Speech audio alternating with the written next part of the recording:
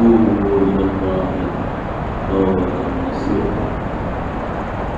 وقال تعالى التائبون العابدون الحامدون السابقون الراكعون السابقون الآمرون بالمعروف والناهون عن المنكر والحافظون لحدود الله وبشر المؤمنين. صدق الله مولانا العظيم.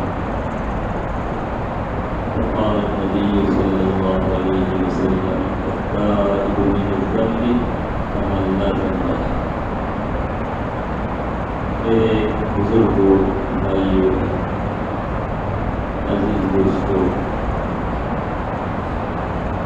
آج آپ حضرات کی اجتماع کا دن ہے اور دور دراز سے آئے ہوئے کچھ جماعتیں ہمارے درمیان موجود ہیں. شعبان جیسے بڑھتا جا رہا ہے، رمضان آتی جا رہی ہے، اس کی بھی مناسبت ہے. ان سب مناسبتوں کی وجہ سے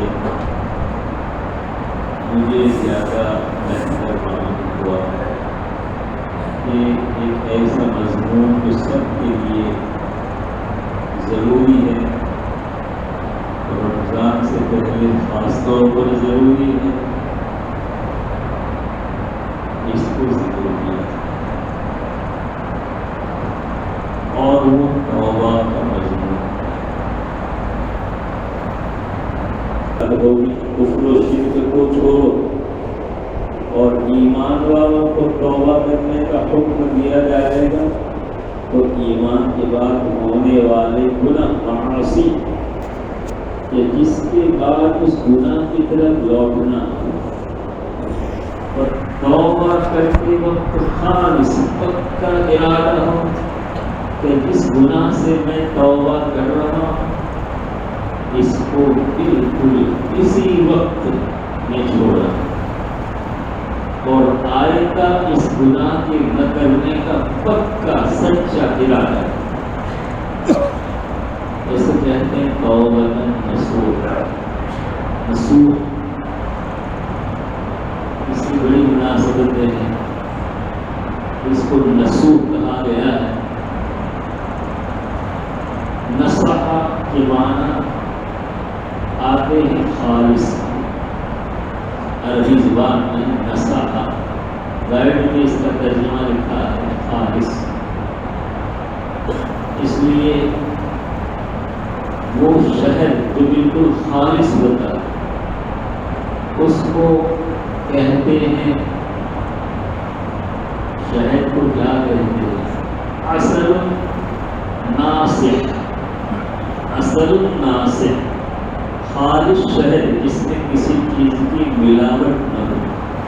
یہ اس کا ڈکشنری میں ترجمہ لکھا ہے نصوح. چھوٹے لکھے بڑے لوگ ہیں تو ڈکشنری لغت گائیڈ سب سمجھتے ہیں. اس کا ترجمہ کر رہا ہوں، سمجھا رہا ہوں. اس توبہ کو توبۃ نصوح جو کہا گیا ہے وہ اس معنی کر کہا گیا ہے کہ اللہ پاک مجھ سے آپ سے توبہ، اس توبہ کا مطالبہ کر رہے ہیں. وہ کچی پکی توبہ نہیں بلکہ سچی پکی خالص توبہ کا مطالبہ. اسی طرح نصح کے معنی آتے ہیں خیر خواہی کرنا. اس لیے نصیحت کو نصیحت کہتے ہیں. نصیحت کسے کہا جائے گا؟ آدمی کسی کی خیر خواہی میں بڑی بات کا اس کو حکم کرتا ہے، اس کو نصیحت کہتے ہیں.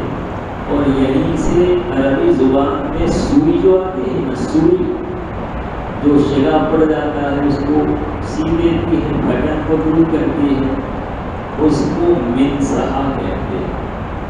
منصحہ مانا سوئی. ٹیلر کی بھی سوئی ہوتی ہے، وہ کٹنگ کرتا ہے کپڑے کی، پھر اس کو جوڑ دیتا ہے، کرتا بن جاتا ہے. کپڑا پھٹا ہوا اب تو پیون لگانے کا مسئلہ ہی ختم ہو گیا. پہلے لوگ پیون لگا کے کپڑے پہنتے تھے.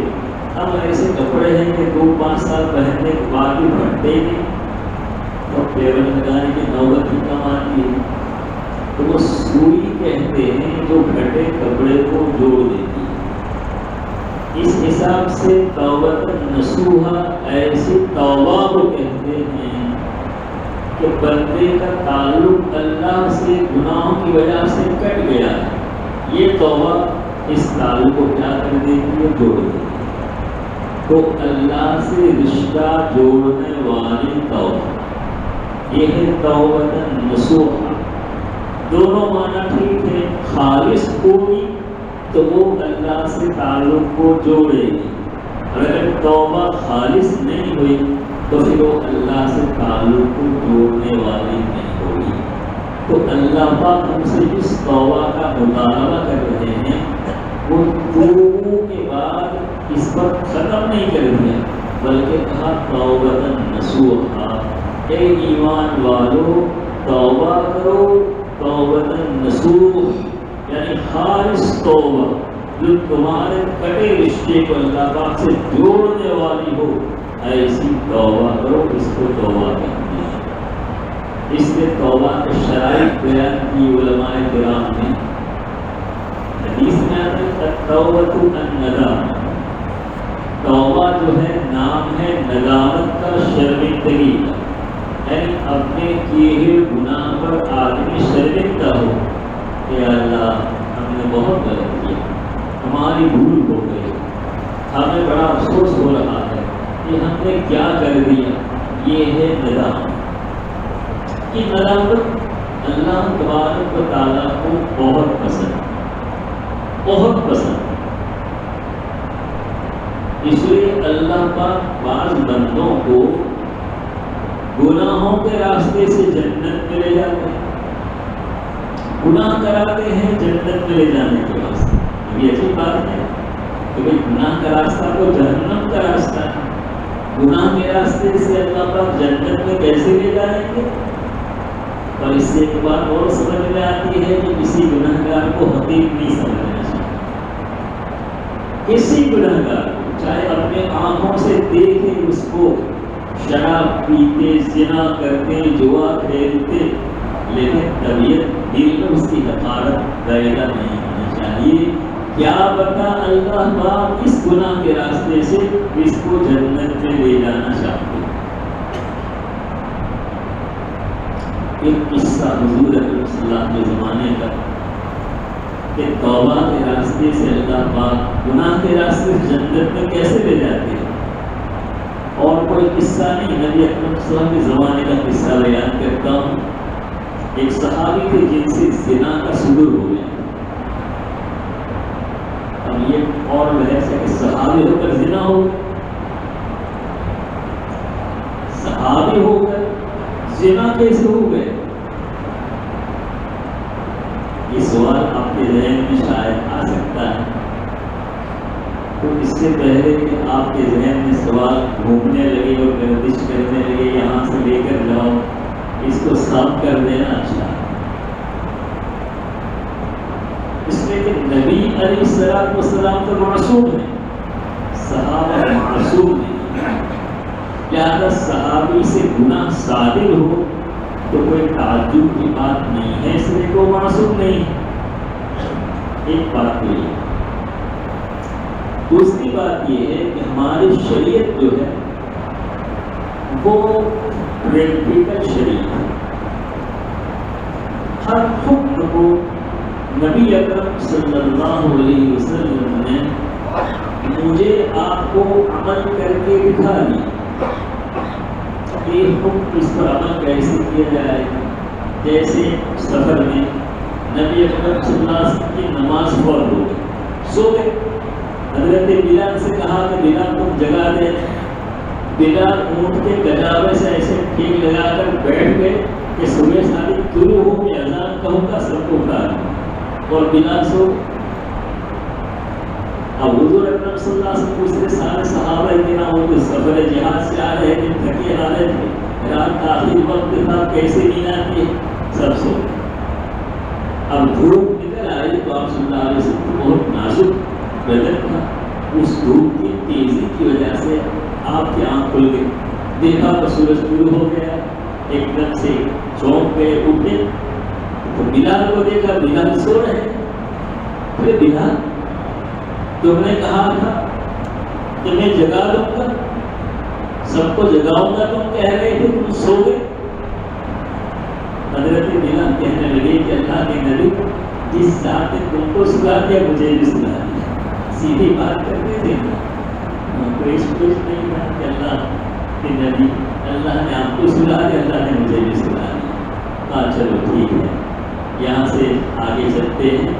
آگے تھوڑا سا چلے اور پھر وہاں قیام کر لیا. اب نماز ہو رہی ہے. اب یہاں سوال ہوا کہ حضور اکرم صلی اللہ علیہ وسلم کو نیند آگے کہاں؟ شریعت ہماری پریکٹیکل شریعت ہے، لہٰذا اگر نماز فوت ہو جائے تو قضا کرنے کا طریقہ کیا ہے وہ اللہ پاک نے نبی اکرم صلی اللہ علیہ وسلم کی معرفت امت کو بتلا دیا کہ دیکھو ایسے قضا. نماز قضا ہو جائے تو پھر کیسے قضا کریں گے؟ قضا کرنے کا طریقہ اس روایت سے معلوم، اس قصے سے معلوم ہو. اب چونکہ نبی معصوم تھے اس لیے ایسی کوئی صورت کا اجرا نبی پر نہیں ہو سکتا تھا جو عصمت کے خلاف ہو. اب زنا تو عصمت کے خلاف ہے، گناہ کبیرہ، نبی سے اس کا صدور نہیں ہو سکتا. تو اللہ پاک نے کو صحابہ کرام پر ثابت کرایا اور زنا کی سزا کیسے دی جائے گی اس کا طریقہ امت تک پہنچایا. سمجھ رہے ہیں؟ اب زنا ہوگا، اس کو سنسار کیا جائے گا، اس کا طریقہ کیا ہوگا. بعد میں آنے والوں میں اختلاف پیدا ہو جائے کہ نہیں ایسے نہیں ایسے ہوگا، ویسے نہیں ویسے ہوگا. تو اللہ پاک نے آپ صلی اللہ علیہ وسلم کی حیات میں ایک صحابی سے زنا کرا کر اس کا حکم امت کے سامنے بیان کر دیا کہ دیکھو آئندہ اگر زنا کا صدور کسی سے ہو جاتا ہے، وہ شادی شدہ ہے تو اس کو سنسار کیا جائے گا اور اس کی شکل یہ ہے. اچھا، اب جب لوگ مجھے تو بات کرنا ہے اور دوسری بات ہے جو درمیان کی بات ہو، میں کہنا چاہتا ہوں کہ جب ان کو سنسار کر رہے تھے تو ایک صحابی نے پتھر سے ان کو مارا، ان کے خون کا قطرہ اڑا اور ان کے کپڑے پر لگ گئے. تو ان کی زبان سے کچھ نازیبا کلمہ نکل گیا، برا کلمہ نکل گیا. اس کے اطلاع کسی حضور کو پہنچایا کہ فلاں صاحب، نام ہے صاحب کا، میں نہیں ذکر کرتا، کہ فلاں صاحب جب سنسار کر رہے تھے تو ان کے کپڑے پر خون کا چھینکا اڑا، تو ان کے بعد میں جن کو سنسار کیا گیا ایسے ایسے کلمات کہہ رہے ہیں.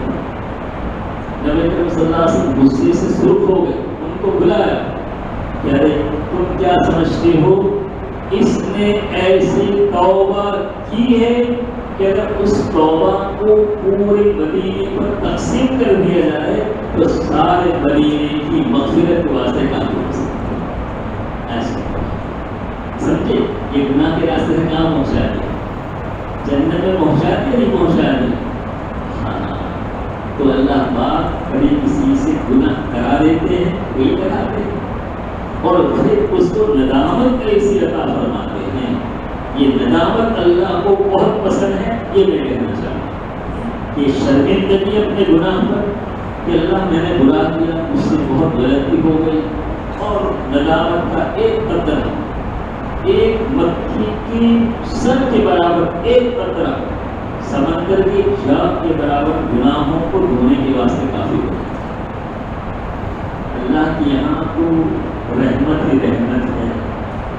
ارحم الراحمین الرحمن الرحیم، پہلے ہی آیت بسم اللہ الرحمن الرحیم. نبی رحمت للعالمین. جب اللہ رحمان الرحیم، نبی رحمت ہی رحمت، رؤوف الرحیم نبی، اور شریعت سراپر رحمت، تو ہم تو رحمت کے سائے میں جی رہے ہیں. پورا رحمت کا سایہ ہم پر پڑا ہوا ہے. یہ ہماری خوش قسمتی ہے، اس پر تم جتنا فخر کرو کم ہے. لیکن اس کے بعد بھی اللہ کہتے ہیں اے ایمان والو توبہ کرو، سچی پکی توبہ. توبہ کا پہلا رکن جو ہے التوبۃ الندامہ، توبہ نام ہے کیے ہوئے گناہ پر پچھتاوے کا، ندامت کا، شرمندگی کا۔ یہ پہلا جو گناہ کرتا ہے اور اس پر پچھتاوا ہی نہیں ہوتا، جیسے پہلے سے گناہ کرے اور کمال سمجھے۔ بڑے گناہ کر کے بھی لوگ کہتے پھرتے ہیں کہ میں نے ایسا کیا، میں نے ایسا ہی، جیسے کوئی بہت بڑا کام کیا۔ ایسے آدمی کو توبہ کی توفیق نہیں۔ قیامت کے دن اللہ تبارک و تعالیٰ ایک بندے کو بلائیں، اس کو اپنے سائے رحمت میں لے گی اور اس کا دفتر نامہ اعمال کھولیں گے۔ روایت بہت مشہور، اس سے پوچھیں کہ گناہ کیا تھا، وہاں پہ اعتراض کرنا پڑے گا کیا کہاں ہماری کیا، کہیں گناہ کیا تھا کہاں کیا، اور دفتر گناہوں کا دفتر بھرا ہوا ہے، کہیں کیا تھا کہاں کیا، یہ کیا تھا کہاں کیا۔ وہ سمجھے گا کہ اب تو مرے، اللہ کے سامنے ہم سارے گناہوں کا اقرار کر رہے ہیں، اب کہیں چھوٹنے والے ہیں۔ ہاں اللہ پر کیا فرمائیں گے کہ بندے ان گناہوں پر میں نے دنیا میں پردہ ڈال دیا تھا، آج بھی اس پر پردہ ڈالتا ہوں، میری دفتر بند کر جا جاتا ہے۔ اس سے بات یہ نکلتی ہے کہ آدمی کو گناہ کر کے بیان نہیں کرنا چاہیے۔ اگر یہاں خود ہی بیان کر دے تو اللہ کے پردے کو اس نے پھاڑ دیا، چاک کر دیا۔ اب اللہ پاک اس کی اس طرح مغفرت نہیں کریں گے کہ جا میں نے پردہ ڈال دیا تھا اور اب یہاں بھی پردہ ڈالتا ہوں، کچھ کو رسوا نہیں کرتا اور جنت میں دفتر لے کر چلا جا، کوئی بات نہیں۔ اس لیے آدمی سے گناہ ہو جائے میرے بھائیوں، ندامت ہونی چاہیے، شرمندگی ہونی چاہیے اور اس گناہ کو کہتے پھرتے نہیں رہنا چاہیے، ورنہ اللہ پاک توبہ کی توفیق اسے چھین لیتے ہیں۔ یہ گناہ پر جرأت کرنے کے مرادف ہے، ایسا نہیں کرنا چاہیے۔ تو توبہ کا پہلا رکن جو ہے وہ ندامت ہے، آدمی اپنے گناہ پر شرمندہ ہو۔ جماعت کے احباب کیا کرتے ہیں؟ ایک جماعت کی بات نہیں بتائی، جماعت کے لوگ یہی کرتے ہیں کہ اللہ کے بھولے بھٹکے بندوں کو اللہ سے جوڑنے کی کوشش کرتے۔ آؤ توبہ کر لو اور اپنا رشتہ توبۃ نصوحہ کر لو، جو اللہ سے رشتہ کٹ گیا ہے اس کو جوڑ دو اور اللہ کے سچے بندے بنو۔ یہی تو کہتے ہیں، یہی کہتے ہیں، یہی کوشش ہو رہی ہے، ہوتی چلی آ رہی ہے، اب بھی ہو رہی ہے، انشاءاللہ یہی کوشش ہوتی رہے گی۔ تو ہم سے یہی کہا جا رہا ہے کہ بھائی تھوڑا اپنا وقت فارغ کریں، تھوڑا دنیا کے کاموں کو آگے پیچھے کر کے کوئی ترتیب میں اپنے آپ کو جوڑ لو۔ سب سے آسان ترتیب جو ہے وہ 3 دن والی، 3 دن والی ترتیب پر تو کم سے کم پہلے آؤ۔ بھائی حال یہ ہم لوگوں کا ہے کہ جو جا رہے ہیں وہ جا رہے ہیں، وہ جو نہیں جا رہے ہیں ان کو خیال بھی نہیں گزرتا کہ کبھی جائیں۔ مجمع میں تشکیل تو ہوتی ہے، انشاءاللہ بھی کہتے ہیں، لیکن اندر سے ہوتا ہے کہ نہیں جائیں۔ تو جائیں گے سب انشاءاللہ، کا انشاءاللہ نہیں جائیں گے، اندر سے نہیں جائیں گے۔ ایسی توبہ اور ایسا انشاءاللہ کوئی فائدہ نہیں کرتا۔ سچی پکی نیت ہوتی ہے، اس کے بعد انشاءاللہ جو ہے اپنا رنگ دکھاتا ہے۔ اس لیے بھائی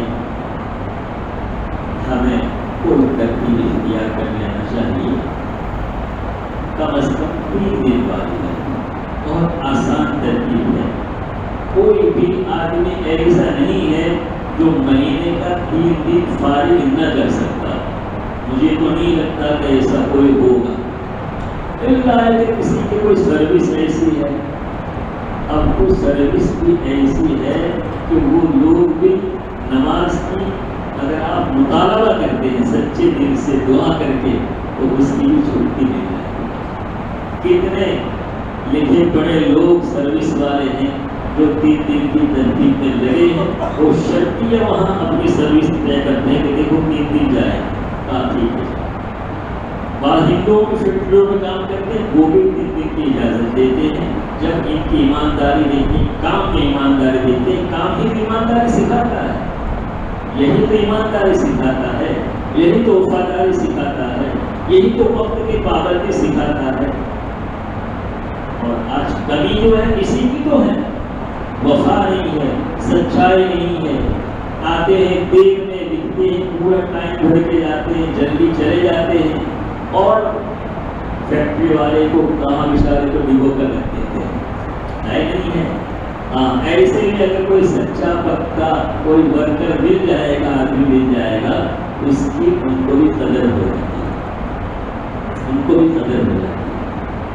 میں ریکویسٹ کر رہا ہوں میرے بھائیوں، 30 دن کی ترتیب میں لگنے کا کم از کم پہلے ارادہ کرو۔ یہی ترتیب 3 دن کی جب لگے گی نا تو پھر یہ چیلا لگانا آسان کرا دے گا۔ لگتے ہیں دیکھو جس سے ہمارا باپ یہ کہتے ہیں وہ کام جو ہے وہ دیکھ کر کرنے کا نہیں ہے، کر کے دیکھنے کا۔ اس میں لگو، پھر دیکھو اس کی برکات، اس کی خیر، اس کی بھلائی، اس کی باری تو نظر آئے گی۔ کھانا رکھا ہے، اب کہیں کیسا ہوگا کیسا ہوگا کیسا ہوگا، تو وہ کیا کہے گا؟ ارے تو کھا کر تو دیکھ رہا ہے نا، تو دیکھ کر مت کھا یا مت رک، کھا کر دیکھ، پھر پتا چلے گا کیا لذت اس میں، پھر بھی اتنا کھائے گا کہ کم پڑ جائے گا۔ ہاں پھر رو کے نہیں رکے گا۔ ایسے کام بھی ایسا ہی ہے، کر کے دیکھو گے تو پھر رو کے نہیں رکو گے۔ ایسی برکت، ایسی نورانیت، ایسی رحمت اللہ کی اور ایسے ایسے مشاہدات آدمی کرتا ہے تاکہ کہتا کہ نہیں بھائی کام کو یہ کرنا۔ اس لیے میرے عزیز دوستو، توبہ کرو، اور سب سے پہلا رکن جو ہے ندامت ہے کہ آدمی اپنے گناہوں پر ندامت کرے، اور اس توبہ کا ایک راستہ اللہ پاک نے نکال دیا ہے۔ وہ راستہ جو ہے ہماری ایک جماعت کی جلد ہے۔ کوئی آدمی مدرسے میں 10 سال نہیں لگا سکتا ہے، جس سے کتاب و سنت کا علم حاصل کرے، کسی اچھے بڑے بزرگ کی خانقاہ میں جا کر اپنا وقت نہیں گزار سکتا ہے۔ اس کی اگر دنیا کے جبیر اجازت نہیں دیتے ہیں تو پھر اتنا تو کر سکتا ہے کہ 3 دن فارغ کرے، چلتے پھرتے اطراف کی بستیوں میں جا کر پھر واپس آ جائے، اتنا تو کر سکتا ہے۔ اور اس میں اگر کہیں اللہ کے واسطے ہاتھ اٹھا لیا رات کی تاریکی میں تہجد کے وقت میں، اور توفیق طلب کر کے اللہ پاک سے کہ اللہ ایسے اسباب مہیا فرما کہ میں چلا لگانے والا بن جاؤں، تو اللہ پاک اس کی نیت کو فیصلہ کرے، اور اتنا دیتے ہیں اس کو کہ اس کے واسطے چلا لگانا مشکل نہیں ہوتا۔ پھر چلے سے آدمی 4 مہینے کی ترتیب پر جائے گا، پھر ہر سال کی ترتیب اس کی لگتی رہے گی، انفرادی کام کرے گا، یہاں جماعت کے کام میں لگے گا، یہاں ماحول تیار کرے گا، یہ سب کب ہوگا؟ جب پہلی چھوٹی والی ترتیب پر آ جاؤ گے تو انشاءاللہ بڑی ترتیبیں آسان ہو جائے گی۔ یہ ہمیں توبہ سکھاتی ہے۔ توبہ پہلے ندامت، التوبۃ الندامۃ، توبہ نام ہے ندامت کا، شرمندگی کا، اور یہ توبہ اللہ پاک کو ندامت شرمندگی بہت زیادہ پسند ہے، حتیٰ کہ بعضوں کو گناہ کے راستے سے جنت میں پہنچا دیتے ہیں، تو اس گناہوں پر آدمی کو صحیح معنی میں ندامت ہو جاتی ہے اور اللہ پاک سے توبہ کرتا ہے۔ دوسری شرط جو ہے وہ گناہ کو فی الحال چھوڑ دے۔ مثلا ایک آدمی جوا کھیلتا ہے، اب جوا سے توبہ کرنا چاہتا ہے تو اپنے اس جوا کھیلنے پر پہلے شرمندہ ہو، یہ تو اللہ نے حرام کیا ہے، میں غلط کر رہا ہوں، اللہ کے رسول ناراض ہو رہے ہیں، اس لیے میں یہ ندامت پیدا ہو گئی اور فوراً کہہ دے کب میں جوا نہیں کھیلوں۔ شراب پیتا ہے، توبہ کر لے، شراب نہیں پیوں گا۔ کوئی گناہ کرتا ہے، فوراً اس گناہ کو چھوڑ دے، فی الحال چھوڑ دے۔ اور تیسری شرط، آئندہ نہ کرنے کا عزم و ارادہ کرے کہ آئندہ اس گناہ کو میں ہرگز نہیں کروں۔ آپ کو 3 شرطیں معلوم ہیں، مجھ کو ایک چوتھی شرط ہے، وہ آپ کو سمجھانا چاہتا ہوں۔ وہ چوتھی شرط کیا ہے کہ آدمی بہت دل سے توبہ کرتا ہے، بہت دل سے توبہ کرتا ہے، گناہ کو چھوڑ نہیں دیتا ہے، آئندہ نہ کرنے کا عزم نہیں کرتا لیکن پھر گناہ ہونے لگتا ہے۔ تو اس کی کیا صورت ہے کہ توبہ باقی رہے، توبہ ٹوٹنے نہ پائے، اس کی کیا صورت ہے؟ اس کی بھی صورت بیان، اس کی صورت بیان کی ہے کہ جس ماحول میں گناہ کرنے کی عادت ہوئی تھی آئندہ اس ماحول میں نہ رہے، جن دوستوں کے ساتھ رہ کر اس گناہ کے کرنے کی عادت ہوئی تھی آئندہ ان دوستوں کی صحبت کو چھوڑ دیں۔ جیسے شراب پینے کی خاص جگہ ہے، اب اس جگہ کی طرف لوٹ کر نہ جائے، ورنہ کچھ دنوں میں پھر پرانی یاد تازہ ہو جائے گی اور پھر پینے جوا کہتے ہوتے ہیں تو اب ادھر جائے نہیں، بالکل اس پر رخ نہ کرے، ورنہ گیا تو کچھ دنوں میں پھر رفتہ رفتہ 1 دن 2 دن 5 دن کوئی ایسا شیطانی قسم کا یار مل گیا، کہا چلو یار کیا تم بڑے بزرگ بن گئے ہو، آؤ کھیلتے ہیں، تھوڑا سا لگا دینا۔ تو یہ شکیل نے کئی رحمۃ اللہ ذکر فرمائے ہے کہ تاریخ کو توبہ پر باقی رکھنے کی شرط یہ ہے کہ آدمی ان دوستوں سے توبہ کر لے، ان جگہوں سے توبہ کر لے جن جگہوں پر پہنچ کر اس گناہ کی عادت ہوئی تھی اور جن دوستوں کی محفل و صحبت میں رہ کر اس گناہ کی عادت ہوئی تھی، اس کو چھوڑ دیں۔ ہم دیکھتے کہ ہمارے ساتھی چلا لگا کر 4 مہینہ لگا کر آ گئے، لیکن ایسے بہت جاتے ہیں پھر کہ ان کو واپس لانا دوسروں سے زیادہ مشکل ہو جاتا ہے۔ ایسا کیوں ہوتا ہے؟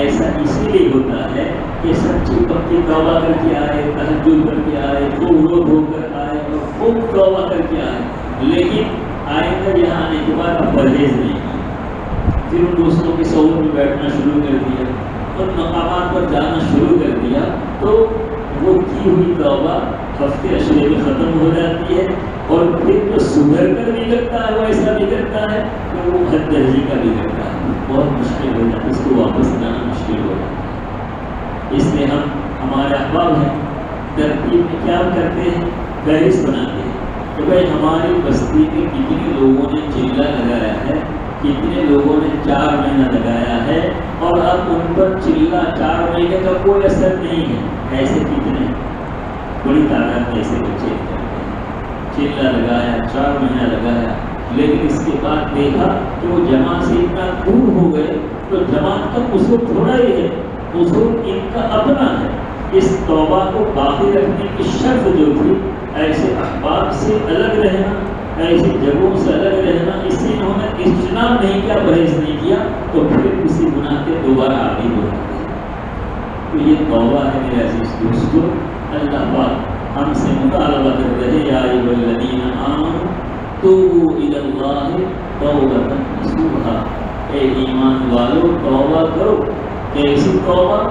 سچی پکی توبہ، خالص توبہ، ایسی توبہ جو تمہارا کٹا رشتہ اللہ پاک سے ہے اس کو جوڑ دے، ایسی توبہ۔ رمضان کے لیے بھی میرے بھائیوں ضرورت اسی کی، اتنے سارے گناہ کرتے کرتے کرتے جو دل کی سیاہی چھا گئی ہے، ایک ظلمت آ گئی ہے، اس ظلمت کو جب تک ہم صاف نہیں کریں گے وہاں تک صحیح معنی میں رمضان کی خیر و برکات سے جو فائدہ پہنچنا چاہیے نا، وہ فائدہ نہیں پہنچا، وہ فائدہ نہیں۔ آئینہ دکھا ہے، اگر اس پر میل کچھ آ گیا ہے نا، اس کی شکل نظر آتی ہے؟ نہیں آتی، نہیں آتی۔ وہ آئینے سے جو فائدہ ہونا چاہیے اس شخص کو نہیں ہوتا جو آئینے کو صاف نہیں کرتا، جو آئینے کو صاف کر دیتا ہے اس کو سارے خط و خال اپنے چہرے کے نظر آنے لگتے ہیں۔ یہ ہر قلب کا کہ گناہ کرتے کرتے قلب سیاہ ہو جاتا ہے، جب آدمی گناہ کرتا ہے ایک سیاہ نقطہ لگ جاتا ہے، حدیث کا مطلب، اور دوسرا گناہ کرتا ہے دوسرا نقطہ لگ جاتا ہے۔ اگر توبہ نہیں کرتا تو گناہ کرتے کرتے لگتے لگتے لگتے قلب جو ہے پورا سیاہ ہو جاتا ہے، اور حق بات کو قبول کرنے کی صلاحیت اس میں سے ختم ہو جاتی ہے۔ یہ مولانا بھی فرما رہے تھے تو مولانا غلام حبیب صاحب فرماتے تھے کہ بعض ایسے قلوب ہیں کہ انوار ٹکرا کر واپس آ جاتے ہیں، ان قلوب میں انوار کو اخذ کرنے کی صلاحیت نہیں، طاقت نہیں ہے۔ کیا مطلب؟ وہ گناہوں سے کیا ہو چکے ہیں، پتھر دل ہو چکے ہیں، لہذا کوئی اللہ تعالیٰ کتنی توجہ ڈالے اور اوپر سے کتنی رحمت کی بارش اللہ پاک کی طرف سے ہو، جبریل امین کی آمد ہو اور وہ سارے اپنے رحمتوں کے دریا بہا رہے ہیں، لیکن وہ قلب جو گناہوں کی وجہ سے سخت ہو گیا ہے، سیاہ ہو گیا ہے، اس کو کوئی نفع نہیں ہوگا۔ وہ کہے گا بھائی رمضان تو کہتے ہمیں تو کچھ معلوم نہیں، ہمیں تو کچھ محسوس نہیں ہوا۔ ارے بھائی اگر تمہاری آنکھوں میں نمبر ہے تو ایک آدمی آپ کے پاس سے گزرا، آپ کہیں گے پتا نہیں گزرا ہے، لیکن جس کی آنکھ روشن کہے گا کہ بھائی وہ آدمی فلاں آدمی یہاں سے گزرا ہے۔ تو ایسے قلب جب اندھا ہو جاتا ہے تو رحمتوں کی بارش ہو جائے لیکن دل میں اس رحمتوں کو حاصل کرنے کی صلاحیت نہیں ہے، وہ دل نورانی کیسے بنے گا اور اس کو رمضان کی برکتوں کا احساس کیسے ہوگا؟ اس لیے میرے بھائی عزیز دوستوں، تاکہ رمضان کی برکتوں سے ہمارے قلوب منور ہو، ہمارے قلوب اس سے فائدہ حاصل کریں، اللہ کی رحمتوں سے دل کا صاف ہونا بہت ضروری ہے اور توبہ کی برکت سے قلب صاف ہوگا۔ اس لیے کہ اللہ کے نبی صلی اللہ علیہ وسلم فرما رہے ہیں گناہوں سے توبہ کرنے والا ایسا ہے جیسا اس نے گناہ کیا ہی۔ ہم کتنی رحمت ہے بھائی، توبہ کتنی 2 منٹ 4 منٹ، یہ بھی نہیں کہا کہ روئے کیا توبہ کرتے وقت جبھی توبہ قبول، یہ بھی نہیں، بس اللہ کے حضور اپنی ندامت کا دل سے اظہار کرتے ہوئے اللہ پاک سے معافی مانگ، سچی پکی معافی مانگ کہ باری طرح غلط کیا، واقعہ غلط کیا اور اب ابھی چھوڑ رہا ہوں اور آئندہ نہیں کروں۔ اتنا تو کتنی دیر لگی؟ 1 منٹ 2 منٹ میں ختم مسئلہ ہو گیا، اب فارغ ہو جاؤ۔ اب شیطان چاہے آگے کتنا بہتا ہو کہ بھائی پتہ نہیں توبہ قبول ہوئی ہوگی نہیں ہوئی ہوگی، نہیں میرے نبی نے کہہ دیا ہے کہ توبہ کرنے والا ایسا جس نے اسے گناہ کیا ہی نہیں ہے، ایسا ہو جاتا ہے۔ اس لیے بھائی رمضان سے پہلے رمضان کی برکتوں کو حاصل کرنے کے لیے رمضان کے اعمال سے دلچسپی پیدا کرنا ہے۔ بہت سے نوجوان بچے ایسے ہیں جن کو تراویح سے دلچسپی، اللہ اکبر استغفر اللہ استغفر اللہ، تراویح سے دلچسپی، بازاروں میں گھومتے پھرتے یا مسجد میں آتے تو جماعت ہو کے بیٹھے رہتے۔ اللہ کے بندوں کو غیرت آتی، کوئی شرم حیا ہے کہ نہیں ہے؟ قرآن مجید سے اتنا اعراض کرو گے تو اللہ کا غصہ کیسا تیز ہو جائے گا۔ بھائی جب رحمت گناہ گار برستی ہے، جیسے کہا گیا ہے کہ بیت اللہ جاؤ گے، 1 نماز پڑھو گے 1 لاکھ نماز کا ثواب ملے گا، ٹھیک ہے، لیکن 1 نماز چھوڑو گے تو 1 لاکھ نمازوں پہ چھوڑنے کا گناہ نہیں ہوگا۔ مقام جیسا متبرک ہوتا ہے، اس کی برکت کی وجہ سے ثواب بڑھ جاتا ہے تو اس کی برکت کی وجہ سے گناہ بھی بڑھ جاتے ہیں۔ ایسے معظم مقام کی بے حرمتی کرے گا اس کا گناہ بھی تو نہیں ہوگا۔ ایسے رمضان کا زمانہ، 1 مہینہ اتنا متبرک ہے کہ نفل کا ثواب فرض کے برابر اور 1 فرض کا ثواب 70 فرض کے برابر ہے۔ اب 70 نمازیں ظہر کی کب تک پڑھو گے؟ کتنے مہینے ہو جائیں گے؟ 1 ظہر پڑھنے 70 نماز کا ثواب ہے، اور جمع سے پڑھے تو 27 سے گناہگار کر لو، کہاں تک پہنچے گا؟ 27 گڑیا 70 او نیکیوں کا موسم، فصل بہار نیکیوں کی، اب اس سے بھی آدمی فائدہ نہ اٹھائے۔ جبھی تو نبی اکرم صلی اللہ علیہ وسلم نے ممبر پر قدم رکھتے رکھتے آمین آمین کہاں نہیں کہا؟ صحابہ کرام نے پوچھا کہ حضور خلاف معمول آپ قدم رکھ رہے ہیں آمین کہہ رہے ہیں، پھر قدم رکھ رہے آمین کہہ رہے ہیں، پھر قدم رکھ کے آمین کہہ رہے ہیں، کہاں جبریل امین آئے تھے اور 3 بددعائیں کی ہے، اس پر میں نے آمین کہا۔ اس میں سے ایک بددعا جبریل امین کی تھی۔ اب جبریل کی بددعا کیسے ہوگی؟ برباد ہو، ہلاک ہو وہ شخص جس کو رمضان کا مہینہ ملے اور رمضان کا مہینہ اس کی مغفرت نہ کرا سکے۔ حضور نے فرمایا آمین، اور جبریل کی بددعا اور نبی آخر الزمان کی آمین اس آدمی کی ہلاکت میں کیا اندیشہ رہ جاتا ہے جو رمضان کی قدر نہیں کرتا ہے، جو تراویح کی قدر نہیں کرتا ہے، جو قرآن کی قدر نہیں کرتا ہے، جو رمضان میں ذکر و فکر کے ساتھ نہیں گزارتا ہے، رمضان میں گناہ کرتا ہے، اس کی ہلاکت و بربادی میں کیا شبہ ہو سکتا ہے؟ اس لیے آنے والا رمضان ہے، رمضان جو ہے اس کو بھی گزارنا صحیح معنی میں ہے تو اگلے گناہوں کو یاد کر کر کے ہمارے علماء نے فہرست بناؤ کہ سال بھر میں کس کس گناہ کی عادت رہی ہے اور ایک ایک کر کے توبہ کرو تاکہ رمضان آتے آتے دل بالکل کلیئر صاف ہو جائے ایک دم آئینے کی طرح، اور رمضان کی خیر برکات کرنے کے نیچے آدمی حاصل کرنا، نورانیت حاصل کرنا، رمضان کی اللہ کی رحمتیں جو متوجہ ہوتی ہے اس کو حاصل کرنا، اپنے دل دماغ کو منور کرنا ان رحمتوں سے اور ان نعمتوں سے، یہ آسان ہو جائے، یہ آسان ہو جائے۔ پھر سب چاہتے ہیں نہیں چاہتے یا نہیں چاہتے؟ اللہ کے واسطے تراویح کی 20 رکعت پڑھو، اگر پاؤں میں درد ہے تو بیٹھ کر کرو، لیکن جہاں امام اللہ کرے فوراً اللہ اکبر۔ قرآن کی عظمت کا تقاضا ہے میرے بھائی، قرآن جیسی کتاب اللہ نے مجھے آپ کو دی ہے کوئی امت آج اس وقت اس دنیا میں جس کو قرآن جیسی کتاب اس کے پاس موجود نہیں ہے؟ قسم کھا کر کہہ سکتے ہیں کہ اللہ کو سب سے زیادہ پیاری چیز اس کائنات میں قرآن کے سوا اس پر کچھ نہیں۔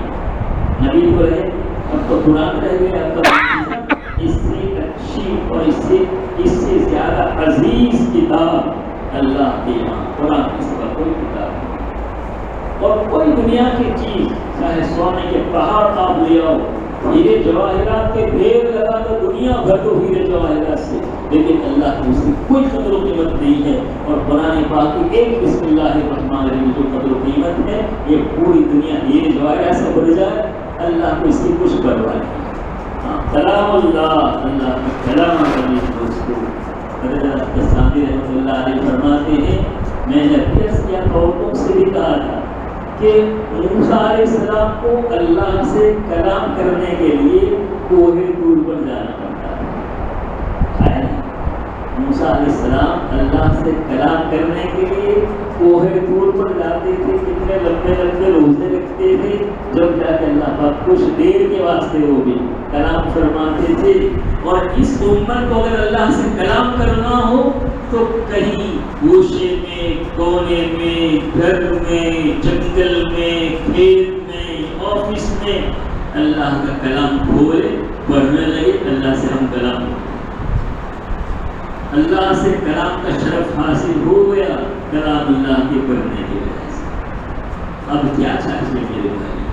اگر اللہ سے قرآن ہم کو دے دینا اور دے دیا ہے، اب بھوکا مار دے، جب بھی کوئی اللہ کی طرف سے کوئی شکایت نہیں ہونی چاہیے۔ اتنی بڑی نعمت اللہ پاک نے مجھے آپ کو عطا فرما دی ہے، اور جن بچوں کو اللہ نے حفظ کی دولت عطا فرمائی اس کا کوئی ٹھکانہ نہیں ہے، اس کا کوئی ٹھکانہ نہیں۔ اس لیے میرے عزیز دوستو، میرے بھائیوں، رمضان کا اچھا استقبال کرو، یعنی رمضان کا استقبال ہم کیا کریں؟ مادی اعتبار سے کرو، ابھی سے کچھ کھانا پانی، اچھی فالودے، اچھے شربت اور اچھی کھانے پینے کی چیزیں ابھی سے تلاش کر کے بازاروں سے خرید کر کے، کوئی منع نہیں کرے، خوب کھاؤ۔ اور رمضان میں اللہ پاک مومن بندے کی روزی بڑھا دیتے، اس لیے رمضان میں جتنا کھانے پینے کو ملتا ہے کسی مہینے میں ملتا ہے اتنا تھوڑا سا کھانے پینے کا وقت بدل دیا اللہ پاک نے، اس پر اتنا رحم اللہ پاک کو بندے پر آ گیا کہ اس کی روزی کی مقدار کو رمضان میں بڑھا دیا۔ تو کوئی بات نہیں، خوب کھاؤ، خوب پیو، اور خوب جتنا آرام کر سکتے ہو کرو۔ لیکن میرے بھائیوں، فرائض مت چھوڑو، جماعت مت چھوڑو، تلاوت مت چھوڑو، گناہ کے قریب نہ بھٹکو، اور تھوڑا اپنے کاموں کو آگے پیچھے کر کے تھوڑا اللہ کی طرف بڑھنے کی کوشش کرو، اللہ کی طرف بڑھنے کی کوشش کرو۔ جتنا بڑھو گے نا ایسی لذت آئے گی کہ سب ایک طرف رہ جائے گا، سب ایک طرف رہ جائے گا۔ کچھ تھوڑا ذکر و فکر کر کے تو دیکھو، اللہ اللہ کر کے تو دیکھو، خود گناہوں سے بچ کر تو دیکھو، سچی توبہ کر کے تو دیکھو. دیکھنے کی چیز ہے نا، کر کے دیکھ کر مت کر، ورنہ نظر تو آئے گا نہیں. بھائی قرآن میں کیا مٹھاس ہے، اسے نظر تھوڑے آتا ہے. جب پڑھنے لگو گے، ایک پارا 2 پارا معمول بن گیا، اور رمضان میں خوب قرآن پڑھا، اب ایسا مٹھاس اندر لگے گا، ایسی راحت و سکون محسوس ہوگا کہ سال بھر وقت ملانے کے قرآن، وقت ملانے کے قرآن، وقت ملانے کے قرآن پڑھتے رہو گے، پڑھتے رہو. لیکن وہ دل کا آئینہ صاف کرو گے نا، تب لذت محسوس ہوگی. اس سے پہلے توبہ استغفار خوب کرو، خوب توبہ کرو، اور بالکل سارے گناہوں کو ایک دم چھوڑ کے اللہ کے بندے بن کر رہ جاؤ. اللہ کی رحمت ایسی متوجہ ہوگی میرے بھائیوں کہ تمہیں دنیا بھی پھیکی معلوم ہوگی، کچھ نہیں محسوس ہوگی. کہو گے نہیں ہے تو یہی، اور حقیقت بھی ہے. توبہ کی بات میں اس کر رہا تھا، ہمارے بھائی بھی یہی محنت کر رہے ہیں، لوگوں کو توبہ کی توفیق ہو اس کی کوشش کر رہے ہیں. اللہ ان جماعتوں کے آنے کو قبول کرے، ہمارے واسطے ہدایت کا ذریعہ بنائیں ان کی قربانیوں کو. اور جو لوگ اس راستے میں محنت کر رہے ہیں، اللہ پاک ان کو ہمت دے، قوت دے، جرأت دے، اور ان کے سارے مسائل کو اللہ پاک حل کر دے تاکہ وہ اسلام کو اور آگے بڑھا دے. میرے بھائیوں، اس جماعت میں چلنے والے لوگ بھی ذوالفقار صاحب کہتے ہیں، بعض لوگ کہتے ہیں اس جماعت میں اور ایسا کرتا ہے، جماعت میں چولہا لگاتا ہے، کام کو ایسے ایسا کسی کو مت کہو. یہ جماعت کا کام جو ہے نا، وہ بہتے پانی کی طرح ہے. دل ذوالفقار صاحب کہ اس میں کوئی گندگی آ جاتی ہے نا، پانی بہہ رہا ہے، وہ بہا کر لے جاتا ہے. یعنی اس جماعت میں اللہ کے ایسے مخلص بندے اور ایسے بڑے بڑے اہل اللہ اس جماعت میں چلتے پھرتے ہوتے ہیں کہ ان کی برکت سے تھوڑی بہت ٹاٹ لگ جاتی ہے، وہ تو بہت ساتھ ہوتا ہے. اس لیے بھائی کسی کے بارے میں کچھ نہ کہو، اپنا فکر کرو. میں کہوں گناہوں کے راستے سے اللہ جنت میں پہنچا دیتے ہیں. پکے زانی کو اور پکے شرابی کو، پکے ڈاکو کو کچھ کہنے کا مجھے آپ کو حق نہیں ہے. تو پھر اللہ کے راستے میں کام کرنے والوں کو، اللہ کے دین کا علم رکھنے والوں کو کچھ کہنے بولنے کا ہمیں کیا حق پہنچتا ہے؟ کوئی حق نہیں پہنچتا ہے، کوئی حق نہیں پہنچتا ہے. حضیر بن عیاض رحمۃ اللہ علیہ جانتے ہوئے سلسلے کے بہت بڑے سرتاج اولیاء، لیکن کیا کرتے تھے؟ ڈاکہ حضیر کے نام سے لوگ ڈرتے تھے. لیکن ایک قاری کو ایک آیت پڑھتے سنا، أَلَمْ يَأْنِ لِلَّذِينَ آمَنُوا أَن تَخْشَعَ قُلُوبُهُمْ لِذِكْرِ اللَّهِ وَمَا نَزَلَ مِنَ الْحَقِّ. یہ سنا، گھڑی آ گئی تھی اللہ کی ہدایت کی، فوراً کہنے لگے قد آن وقد حان، قد آن وقد حان، یعنی وہ گھڑی آ گئی ہے اور قریب آ گئی ہے.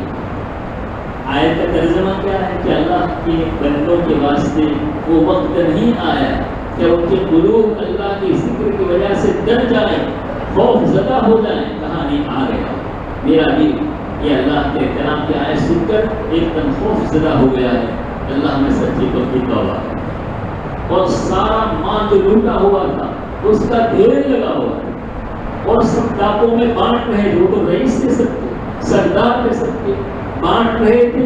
اب سب سے کہا کہ بس بس بس بس کرو، جنہوں کا مال لوٹا ہے واپس کرو، لوٹا ہے واپس کرو. ڈھیر لگا تھا. جو لوگ تھے جن پر ڈاکہ پڑا تھا، جو پوری جماعت اس کا اپنا مال لے جاؤ، کسی کی ہمت نہیں پڑتی کہ مال لینے آئے. اتنے خطرناک قسم کے ڈاکو. اس بہانے آ کر ہم کو قتل کر دے گا بلا. کہا نہیں بھائی نہیں، تم آؤ اور اپنا مال لے جاؤ، اور اگلی زندگی کا حساب لینا ہے کہ کس کس کا کتنا مال لوٹا تھا. وہ مال لوٹا ہوگا سب کو ایک ایک کر کے واپس کر دیا. ایک یہودی کا مال لوٹا تھا، وہ یہودی کے پاس مال لے کر گئے کہ بھائی تیرا مال میں نے فلاں جگہ پر لوٹ لیا تھا، یہ تیرا مال ہے، تو مال لے لے، اس کو معاف کر دے. کہا نہیں، معاف نہیں کروں. یہودی ہوتا ہے، نہیں معاف نہیں کروں گا. کہا کیسے تو معاف کرے گا؟ کہا میرے بات میں کام کرو، درختوں کو پانی پلاؤ، گھاس میں اس کو صاف کرو، یہ خدمت کرو جب تک میں کہوں، جب میں کہوں بس تب پھر معافی ہوگی، اس سے پہلے معافی نہیں۔ لیکن سچی توبہ نہیں تھی نا، لگ گئے کام۔